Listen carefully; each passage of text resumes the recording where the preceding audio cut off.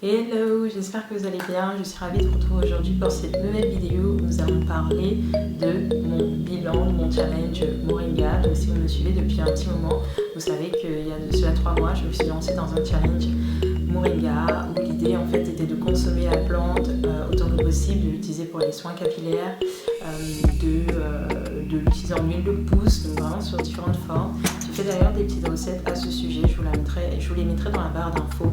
N'hésitez pas à aller voir. Donc là, je vais vraiment vous montrer l'aspect de mes cheveux. Contrairement à d'habitude, je suis vraiment maquillée. Wow.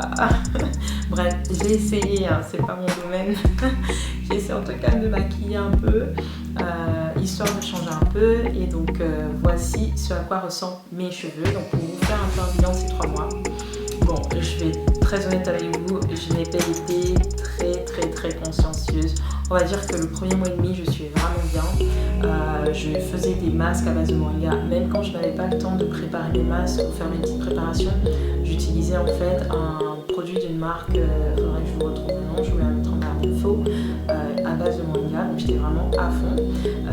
Je consommais également le moringa sous toutes les formes. J'ai découvert tellement de recettes à base de moringa, c'est dingue quoi. Je savais pas qu'on pouvait utiliser cette plante dans autant de recettes, aussi bien des plats salés que des desserts. Donc par exemple, j'ai fait un gâteau au chocolat à base de moringa, j'ai fait du poisson brésilien à base de moringa. Oui, en fait, ça s'utilise comme toute plante classique aromatique, que ce soit du thym ou de la ciboulette, ou tout ce que vous voulez. Et en fait, voilà, ça apporte son petit parfum qui, on va dire, est un peu moins parfumé que des plantes comme le thym ou la ciboulette qui apporte vraiment un petit goût très agréable.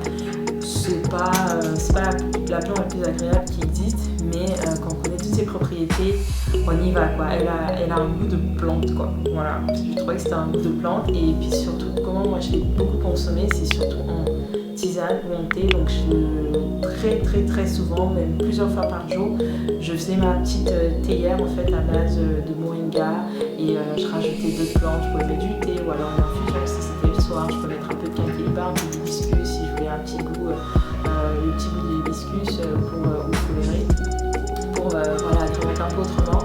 Et en fait, de toutes ces consommations, c'est vraiment celle que j'ai utilisée de façon la plus constante et même que je continue à faire, c'est ma petite tisane d'identité, vraiment j'en raffole et c'est devenu pour moi comment dire, quelque chose de systématique, alors que les soins, je les ai plus, j'en fais plus beaucoup.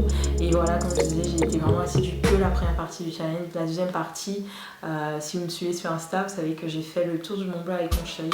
Du coup, en fait, pendant 2 semaines et demie, je pouvais pas me laver les cheveux. Donc, ce que j'ai fait, c'est j'avais posé une coiffure protectrice et j'ai vachement hésité à ce que j'en porte ou pas. Au final, j'ai vraiment fait le strict minimum pour mes cheveux. J'ai juste pris un mini vapeau comme ça pour pouvoir sprayer de temps en temps de l'eau sur mes mèches. Et je le faisais à l'Imax 2 fois par semaine et c'était tout. Donc voilà, après ça, je sais pas, j'étais plus vraiment dans le truc. Donc j'ai continué à boire mes infusions. Mais j'avais pas beaucoup de temps, j'ai gardé mes tresses pratiquement 6 semaines et je les ai lavées 2 fois max et pas avec du moringa pour le coup parce que le moringa en fait la poudre laisse beaucoup de résidus donc pour le coup ça aurait été trop fort et mon huile de pouce malheureusement j'en avais pas fait assez et j'ai pas pris le temps de refaire donc vraiment c'est un challenge où je me donne des petites claques parce que on va dire que je l'ai fait à 3/4. Je les ferai vraiment à 3/4. Mais honnêtement, je trouve que rien que le fait d'avoir bu régulièrement, et ça pour le coup d'une façon constante, le moringa, c'était génial. Parce qu'il faut savoir qu'en fait, quand on prend soin de nos cheveux, c'est certes ce qu'on met dessus, bien sûr, mais c'est aussi beaucoup ce qu'on consomme.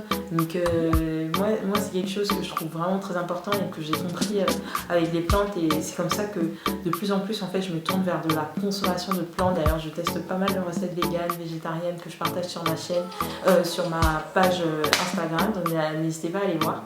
Et voilà en fait les propriétés qu'il y a dans ces plantes que vous pouvez par exemple poser lors d'un masque, c'est encore mieux quand vous les ingurgitez parce que ça rentre dans le sang et le sang en fait, les vaisseaux sanguins sont reliés à vos cheveux et ça stimule voilà, la circulation sanguine etc. Du moins ça va dans la circulation sanguine pardon. Et ça nourrit vos cheveux. Donc c'est une autre façon en fait de prendre soin de ses cheveux. Et je trouve même que c'est vraiment la façon à priori, c'est quelque chose de très important à l'alimentation. Donc ne arrêtez pas juste à prendre soin de vos cheveux de l'extérieur, faites vraiment bien attention à ce que vous mangez, à votre hygiène de vie en fait en général. Donc très de discussion, je vous montre à quoi ressemblent mes cheveux. Donc j'ai voulu faire j'ai voulu voilà, faire une sorte de brushing et tirer les cheveux en fait. Et donc moi j'ai utilisé le fil à tresser. En l'occurrence j'ai un fil de couture mais c'est l'équivalent du fil à tresser qu'on recueille. Et voilà, après j'ai défait et j'ai brossé avec mon peigne à dents larges. Voici donc le rendu. Il n'est pas parfait, mais franchement je suis contente, c'est plus ou moins ce que je voulais.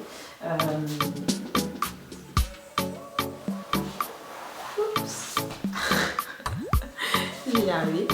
Donc voilà un peu mes cheveux.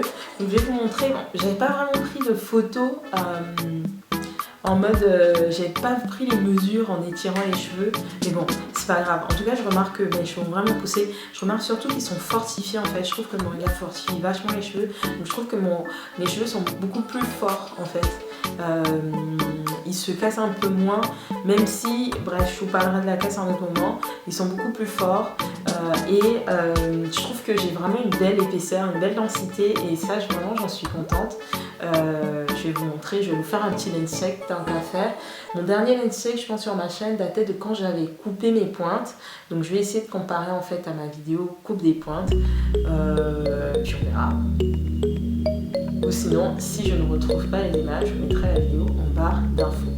Donc voici où arrivent mes cheveux sur le côté droit, gauche, je vais y arriver. Côté gauche, voilà. Soyez indulgents, il est un peu tard et je me suis motivée à m'apprêter à faire la vidéo. D'ailleurs, monsieur Nyanga ne comprend pas les blessés. Il est quelle heure là, madame? Il est quelle heure là? Une youtubeuse là, il est quelle heure? On fait comme on peut, Si je ne tournais pas là, je ne sais pas, ça fait longtemps que je dois tourner cette vidéo. Donc, à l'arrière, on est là. Ça va bien pris, Et bon, je vais pouvoir difficilement montrer ce que ça donne dans le dos. Mais essayons quand même.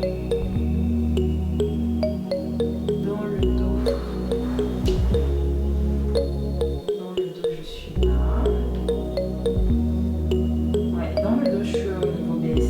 Et je suis en train de dépasser doucement le niveau BSL. Doucement. J'ai hâte de dépasser BSL parce que BSL vraiment c'est la taille que j'ai. Je sais pas.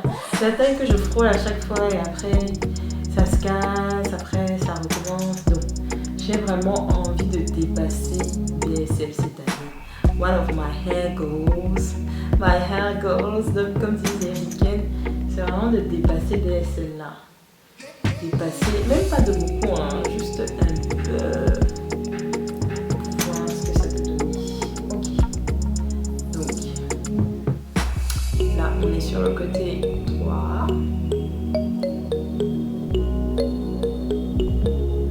et enfin